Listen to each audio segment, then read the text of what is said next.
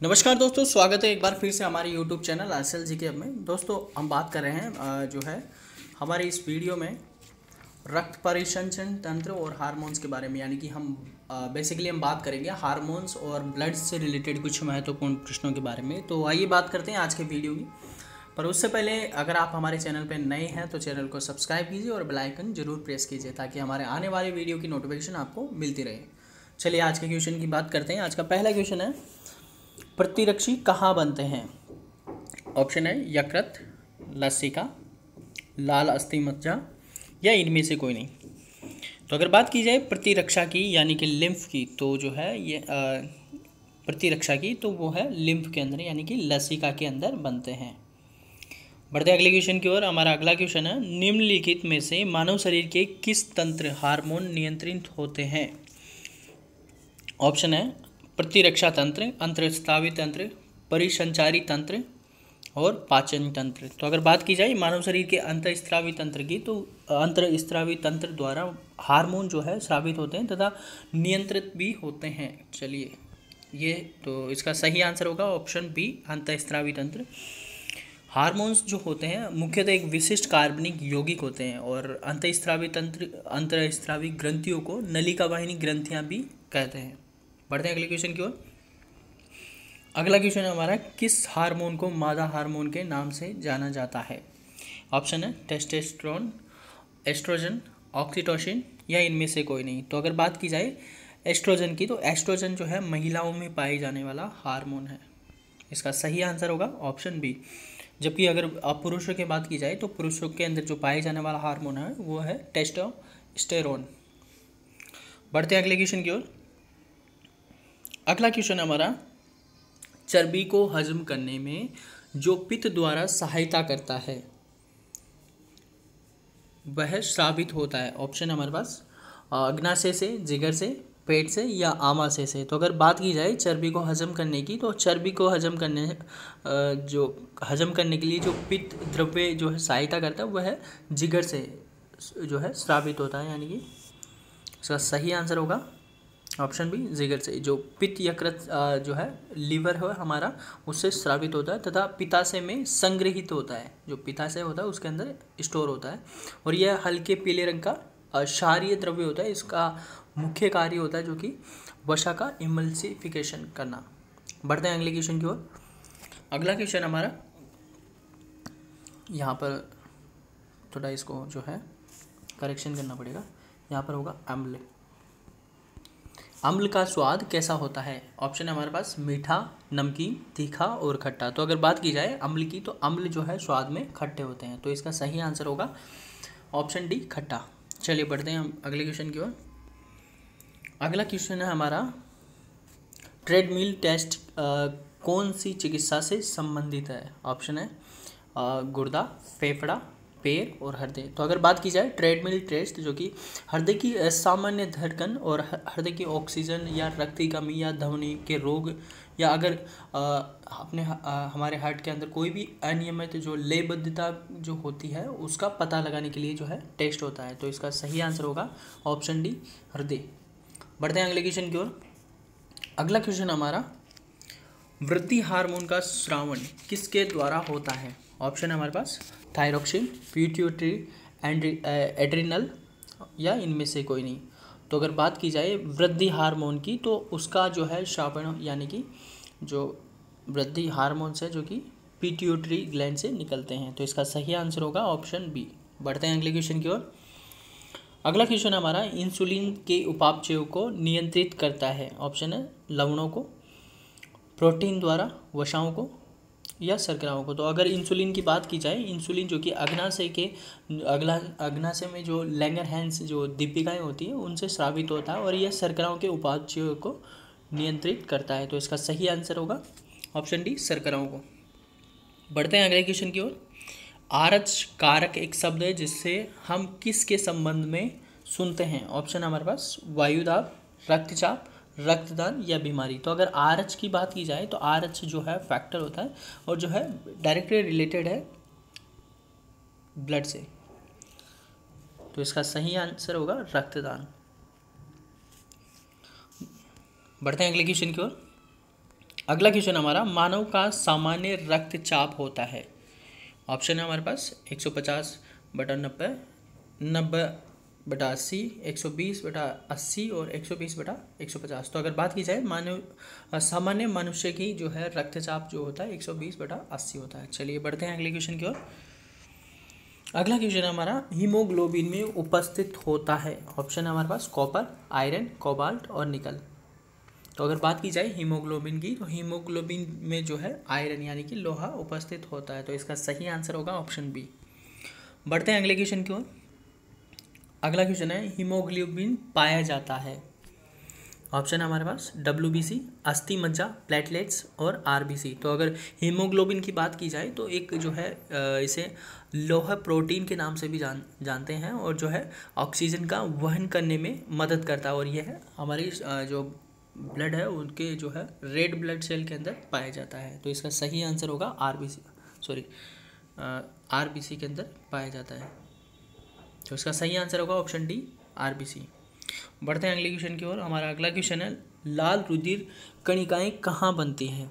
Option है यकृत, अस्थि मज्जा, हृदय और किडनी। तो अगर रेड ब्लड सेल की बात की जाए तो ये है जो है हमारे अस्थि मज्जा के अंदर बनती है और जो है नष्ट होती है वो है स्प्लीन के अंदर यानी कि प्लीहा के अंदर यह है नष्ट हो जाती है। और इसे जो है स्प्लीन यानी कि प्लीहा को जो RBC का कब्रगाह भी कहा जाता है। बढ़ते हैं अगले क्वेश्चन की ओर। हमारा अगला क्वेश्चन है, लाल रक्त कणिकाओं का आकार होता है। ऑप्शन है हमारे पास गोलाकार, अनियमिताकार, चपटा या इनमें से कोई नहीं। तो अगर बात की जाए RBC की, तो RBC जो है यह जो है इनका कोई भी जो है पर्टिकुलर शेप नहीं होता है, ये उभयावतल होती है। तो इसका सही आंसर होगा इनमें से कोई नहीं, क्योंकि जो है इनमें केंद्रक नहीं होता। केवल जो ऊंट और लामा ऐसे स्तनधारी जिनके जो रुधिर होते हैं RBC कणिकाएं होती हैं उनके अंदर केंद्रक पाया जाता है। बढ़ते हैं अगले क्वेश्चन की ओर। अगला क्वेश्चन हमारा, निम्नलिखित में से कौन सा मानव घटक रक्त का घटक नहीं है। ऑप्शन है प्लाज्मा, RBC, प्लेटलेट्स और DNA। तो अगर बात की जाए मानव रक्त में पाए जाने वाले घटकों की, तो मानव के अंदर पाए जाने वाले घटक होते हैं प्लाज्मा हो गया, इसके अलावा RBC हो गए, प्लेटलेट्स होगी और जो अगर बात की जाए DNA की, तो DNA जो है ब्लड का घटक नहीं है, यह एक आनुवांशिक पदार्थ है जो कि कोशिका में पाया जाता है। बढ़ते हैं अगले क्वेश्चन की ओर। अगला क्वेश्चन हमारा, वयस्क मानव में रुधिर की रचना किसके द्वारा की जाती है। ऑप्शन है हृदय, लाल अस्थि मज्जा की, पीती अस्थि मज्जा की या तिल्ली की। तो अगर बात की जाए जो है वयस्क मानव की, तो वयस्क मानव के अंदर जो है जो लाल रक्त जो है वो है अस्थि मज्जा के अंदर, लाल अस्थि मज्जा के अंदर बनता है। तो इसका सही आंसर होगा लाल अस्थि मज्जा। बढ़ते हैं अगले क्वेश्चन की ओर। हमारा अगला क्वेश्चन है, मानव शरीर के भीतर खून किसके कारण नहीं जमता है। ऑप्शन है हीमोग्लोबिन, फाइब्रिनोजन, प्लाज्मा या हेपेरिन। तो अगर बात की जाए हेपेरिन की, तो सामान्यतः मानव शरीर के भीतर रक्त का थक्का नहीं बनता, क्योंकि हेपेरिन नामक का जो है एक एंटीकोगुलेंट जो है इसके अंदर प्रेजेंट होता है। तो इसका सही आंसर होगा ऑप्शन डी, हेपेरिन। बढ़ते हैं अगले क्वेश्चन की ओर। हमारा अगला क्वेश्चन है, रक्त को जमाने में कौन सा प्रोटीन उपयोग में आता है। ऑप्शन हमारे पास फाइब्रिनोजन, राइजोबियम, बर्फ या इनमें से कोई नहीं। तो अगर बात की जाए फाइब्रिनोजन की, तो यह जो है एक प्रोटीन जो है रक्त के थक्का जमाने में सहायता करता है। तो इसका सही आंसर होगा फाइब्रिनोजन। बढ़ते हैं अगले क्वेश्चन की ओर। अगला क्वेश्चन हमारा, हीमोग्लोबिन और क्रोमेटिन के निर्माण के लिए आवश्यक खनिज लवण है।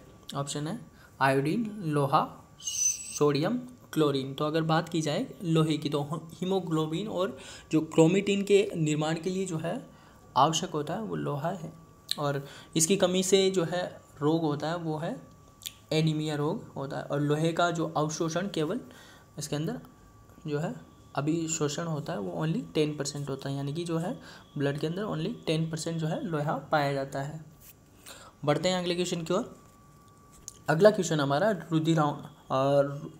रुधिराणु का कितना प्रतिशत, लगभग लाल रक्त कणिकाएं होती हैं?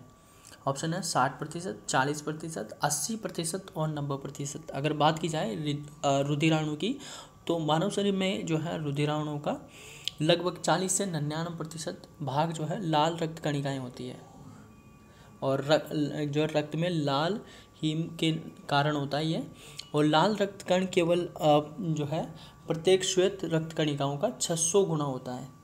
रक्त में श्वेत रुधिर कणिकाओं और लाल रक्त कणिकाओं का जो अनुपात होता है वो होता है 1:600। 1:600। तो इसका सही आंसर होगा ऑप्शन सी, ऑप्शन डी 90%। बढ़ते हैं अगले क्वेश्चन की ओर। हमारा अगला क्वेश्चन है, सामान्य व्यक्ति में 100 मिलीमीटर रक्त में कोलेस्ट्रॉल स्तर किसके बीच रहता है?